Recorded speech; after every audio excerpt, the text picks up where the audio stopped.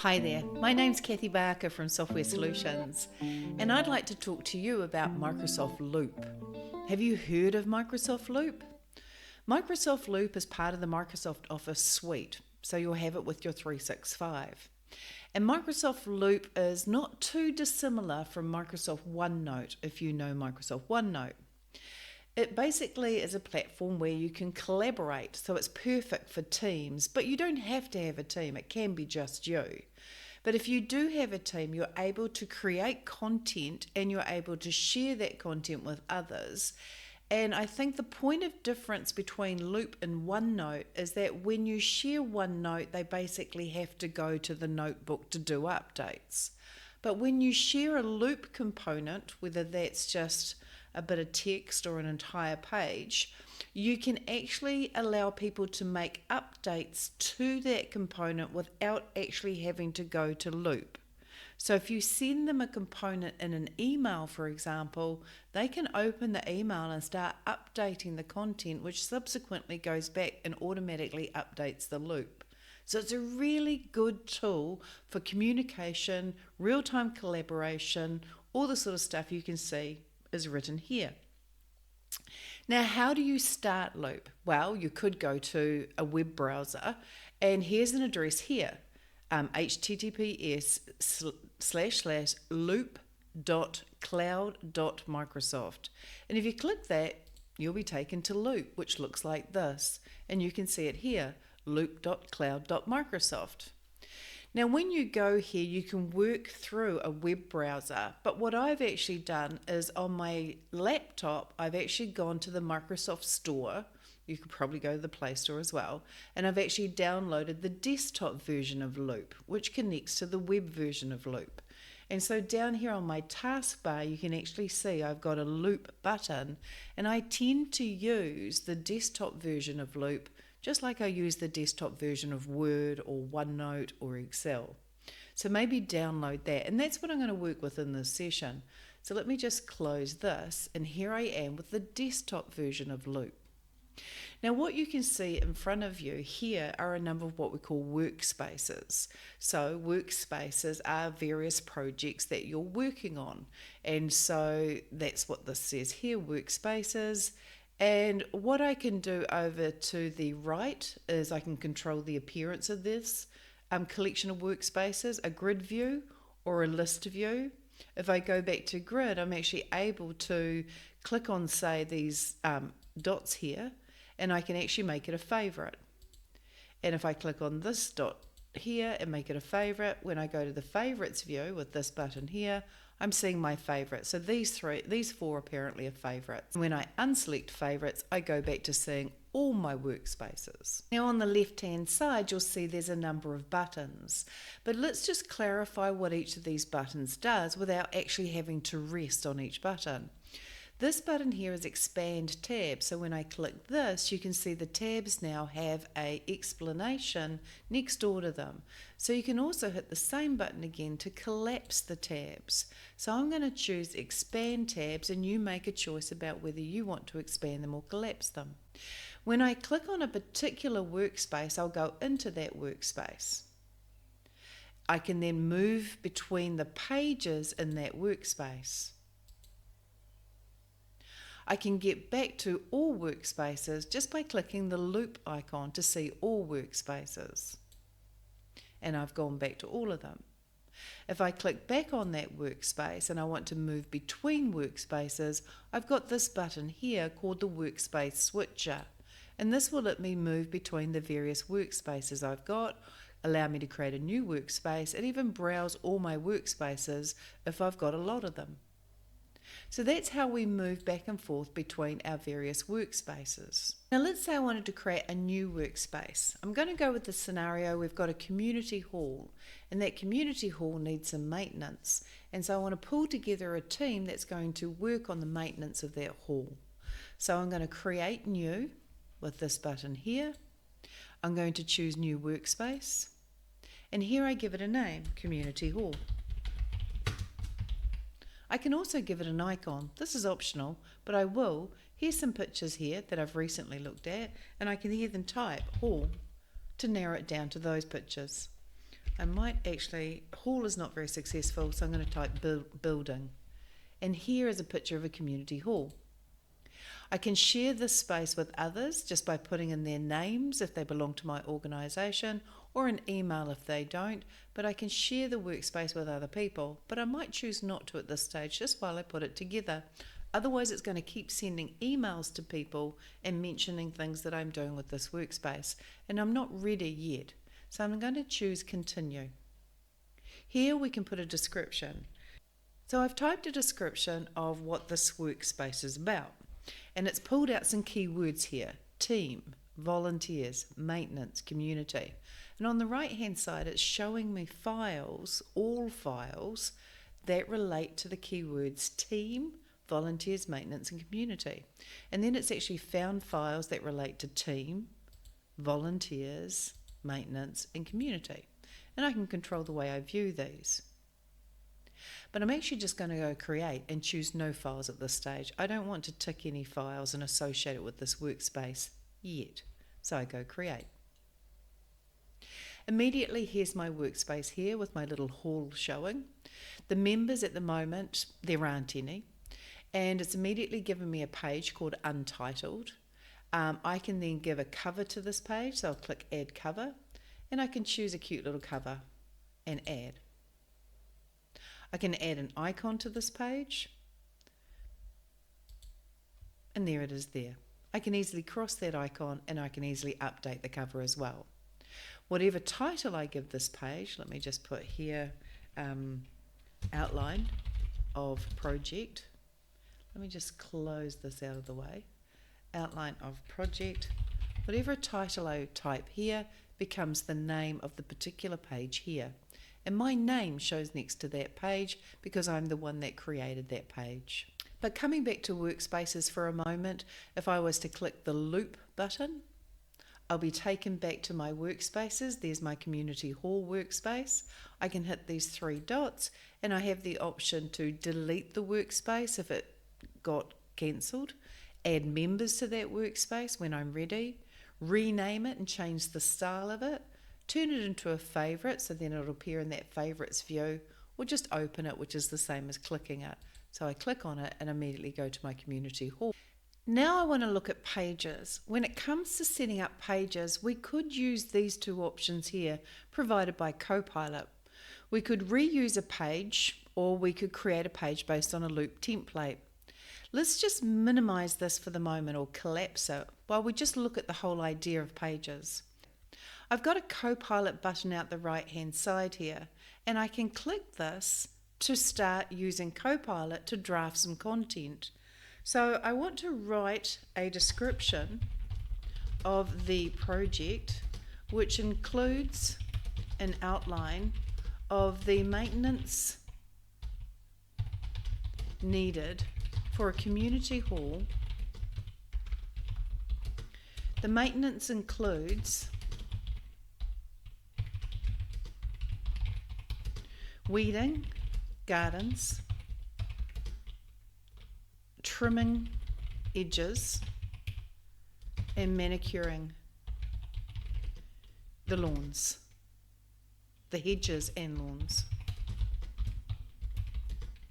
We have a volunteer team of 8 people and 2 team leaders, and we also have to re-gravel the car park and clean, sand and paint the community hall. We have 3 months to complete this project. My name is Kathy Barker and I am the project lead. That'll do for now. So I'm asking Copilot to write this for me. So I click the send button. Immediately Copilot has put together a project description and a maintenance outline. It's identified myself as the lead, given us a duration, a volunteers list, maintenance tasks numbered 1 to 5, a schedule for the next 3 months, and some sort of goals and organisation. When it comes to managing pages, you can actually rest on the page name, and there's 3 dots here. And with this, you're able to delete a page, duplicate a page, save the page as a template. You can also recap the content of the page. You can rename the page and change its style, and you can share it, which we'll look at shortly. Let's create another new page. I'm going to click the Create New button, and I'm just going to use Page. Immediately it's untitled, but this time I'm not going to create my page from scratch. I'm actually going to use a loop template. Here are a whole lot of templates, 24 in total on the left-hand side, from a project brief to a team decision, project planning, meeting notes, even bad idea brainstorming, action heroes, a stand-up meeting, and all sorts of options appear in here. Let's say I want to create a team homepage to keep my team informed about what's going on. So we'll choose Team Homepage. This template is used to help new members get started. Use template. And there's my page there, Team Homepage. All right, let's look at creating another page in our workspace. And we're going to use Copilot to help us put this page together. So to create a new page, I'll click the Create New button. I'll choose the page option. Now this page will be about re-gravelling the car park. Now this is something we haven't done before, so it's sort of unknown territory. So I really need Copilot to help me put this information together. And I want to start with a paragraph that describes the importance of regularly re-gravelling the car park so that I can present that to the board. So I'm going to click the Copilot button. Now let me just move me out of the way. Okay, so to the right here you can see a Copilot button. So I click this. Now, write a paragraph for the board members that describes the importance of re-gravelling a car park. Enter. So here's my paragraph, but I'd like it to rewrite this paragraph. So I'm going to say rewrite this paragraph to explain how often this should be done outside a community hall.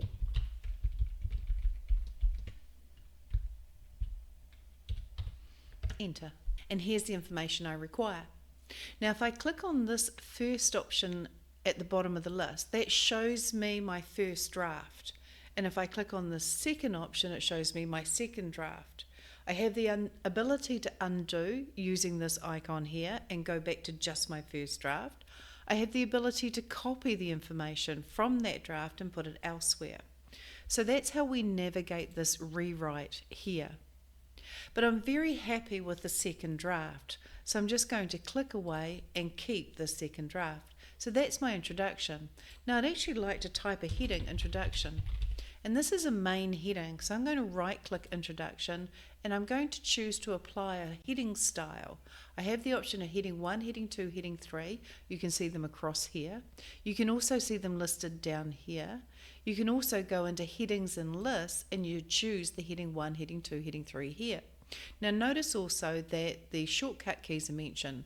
Control Alt 1 applies a heading 1 style, Control Alt 2 applies a heading 2 style, and so on. And I can also put it back to just a paragraph body style just by choosing this option here. So there's a few options here, including bulleted list, numbered list, checklists, which are interactive, quotes and callouts. But I would like to have just a heading 2. The reason I've gone for a heading 2 is this main heading here would be my heading 1. I can see with the use of a blue underline that there's some grammatical or spelling errors that need rectifying. So I'm going to right click and change it to car park. That's now rectified that. Right click this option and change it to car park as well, 2 words. So there's my first paragraph written with the help of Copilot.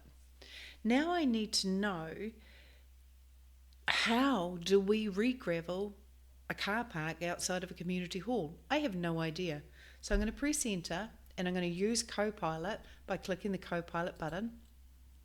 I'm going to ask it to describe how we should re-gravel the car park outside our community hall.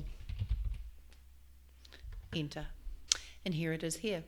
I've got 6 sections explaining to me how to re-gravel a car park, which is super helpful. I can now go through, review it, edit it, but Copilot has helped me formulate the content about an area I'm not confident in.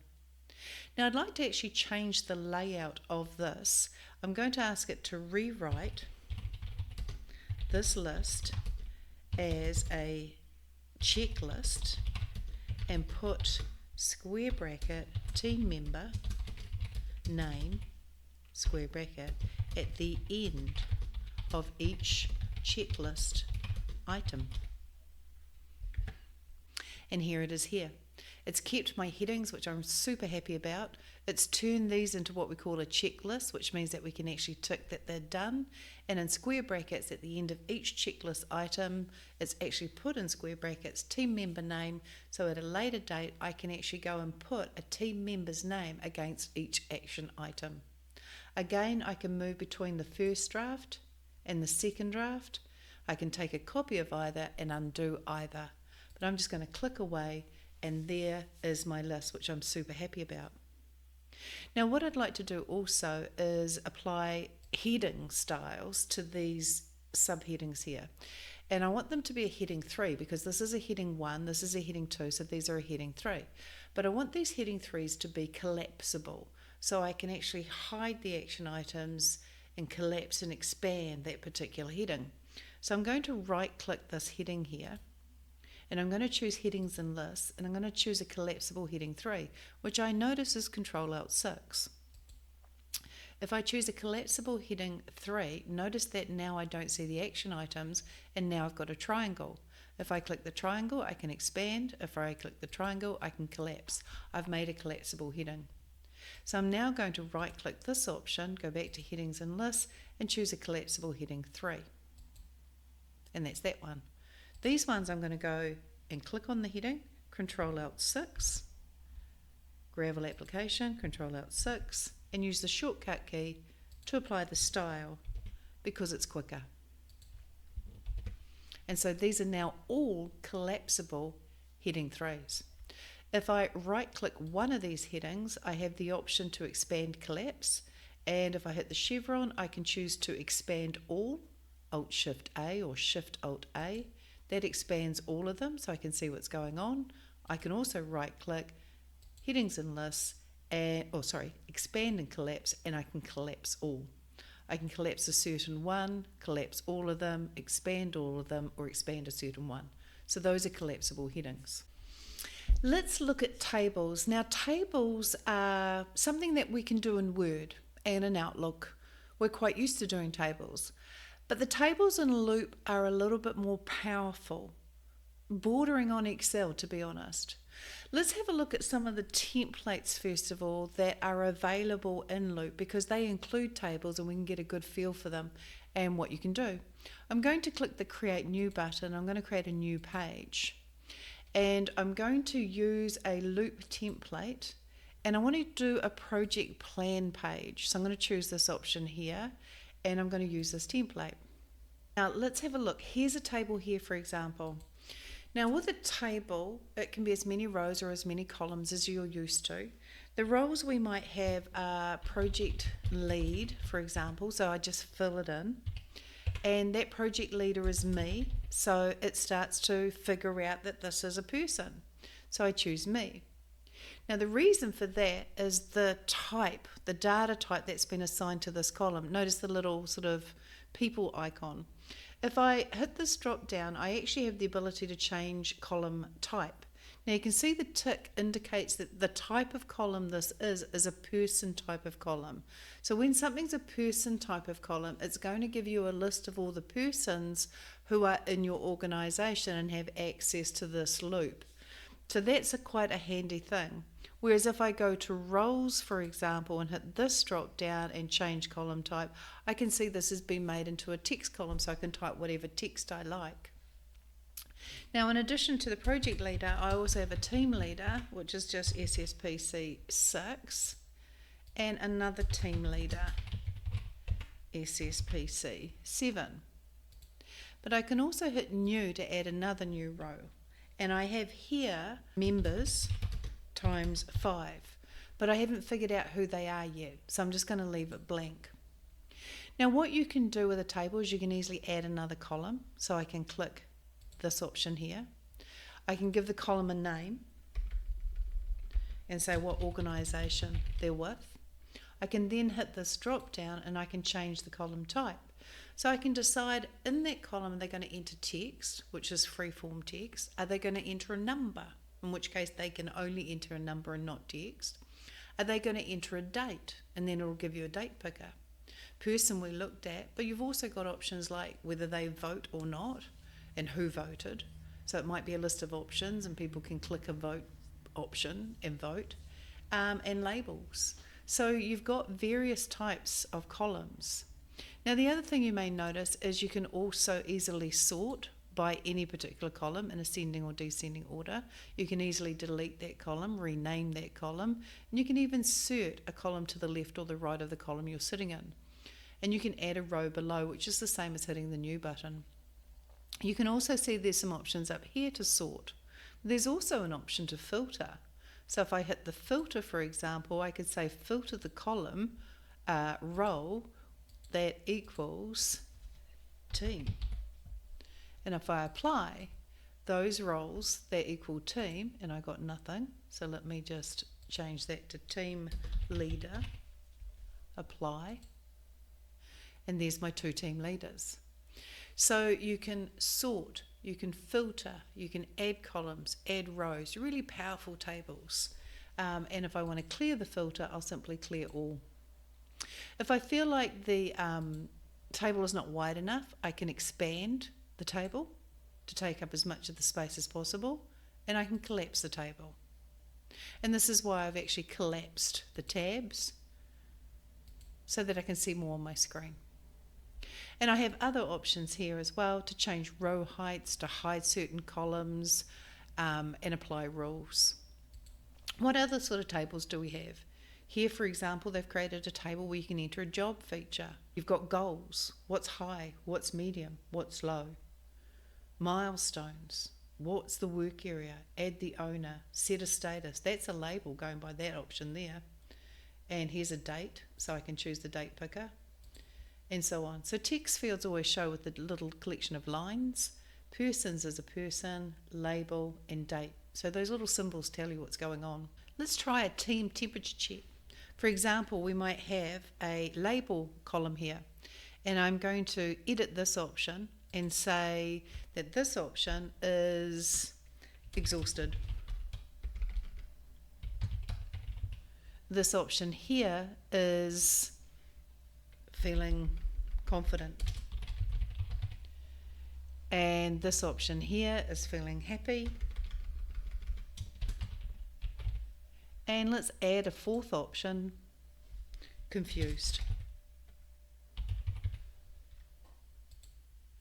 And confused, I can then edit to have whatever colour I like. So let's go for dark brown, bit murky. So then people can choose which label they want. Now also you may notice here there's a little detail view arrow. So if I click this, I can say that I'm feeling confident, and reflection, the mahi I need to do this week. I can add a field if I like, and they'll just close. So I'm feeling confident, I've done the mahi I need to do this week, and I'm going to vote myself for confident. Then I might say to them, are you feeling exhausted? Are you feeling happy? And then I'll add a new one, confused, and people can vote. So tables are very powerful in Microsoft Loop.